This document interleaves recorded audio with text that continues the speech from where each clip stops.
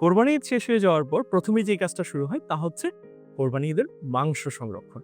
এখন তো আমাদের হাতে কত শত অপশন আছে। বড়, বড় রেফ্রিজারেটর কিংবা ডিপ ফ্রিজ। কিন্তু ৯০ দশকে কিন্তু এরকম কোনো অপশন আমাদের কাছে এভেইলেবল ছিল না। তখন বাসায়, বাসায় ফ্রিজও ছিল না। এমনকি পুরো পাড়ায় হয়তোবা ১ টা অথবা ২ টা বাসায় ফ্রিজ ছিল। তাহলে কিভাবে করা হতো সেই সময়কার মাংস সংরক্ষণ?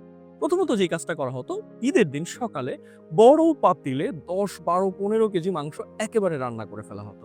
তারপর সেই মাংস জাল দিয়ে, দিয়ে খাওয়া হতো এবং এই মাংস একেবারে শেষের দিকে গিয়ে ভুনা মাংসে পরিণত হতো।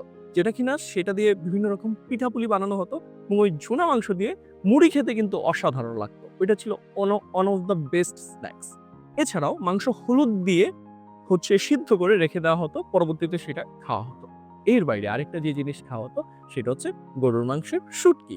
গরুর মাংসকে শুটকি করে রেখে দেওয়া হতো। পরবর্তীতে সারা বছর ধরে সেই জিনিস খাওয়া হতো।